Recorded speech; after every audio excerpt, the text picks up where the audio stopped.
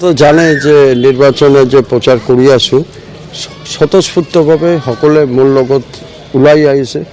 এতিয়া য'ত গৈ আছোঁ তাতেই অভিজিৎ মজুমদাৰ। এনেকুৱা হৈছে ভাস্কৰ নগৰ আপুনি চাব এটা ঘৰৰ মালিক কেতিয়া এই ফাৰ্ষ্ট টাইম মই পালোঁ। মই আগতে নিৰ্বাচন খেলিছোঁ, বহু লিটাৰ নিৰ্বাচন খেলিছে। ফাৰ্ষ্ট টাইম পালোঁ যে ঘৰৰ মালিক আহি ক'লে যে তুমি ইমিডিয়েট এইটো কৰি দিয়ক, মানে আমাৰ ঘৰৰ মাটিটো তুমি লৈ লওক আৰু ইয়াতে অফিচ কৰক। মই ক'লোঁ অফিচ কৰিলেতো গোটেই জেগাত পোষ্টাৰ দিব লাগিব। বোলে চব ঠিক আছে, পোষ্টাৰ দিব লাগে, কি লাগে চব ঠিক আছে। আমি যেতিয়া কৈছোঁ ইয়াৰ ৰাইজ বিচাৰিছে যে এইটো বেংগলী অধ্যুষিত এৰিয়া, ইয়াত বঙালী মানুহ হৈছে, এইটো আপুনি যি পাৰ্টিত আছে এইটো বেলেগ। যিহেতু ইয়াতে বঙালী কেণ্ডিডেট আছে, আমাৰ ইয়াতে 95% বঙালী মানুহ, আমি সকলোৱে হেলদোলভাৱে আপোনাৰ ভোট দিম। আজিতো ৰাতিপুৱাৰ পৰা কাৰ্যসূচী এতিয়াতো টাইমো নাই আৰু 7 দিনেই আছে। মই ইয়াৰ পৰা ষ্টাৰ্ট কৰিছোঁ, ৰেলী এটা ওলাইছিলে।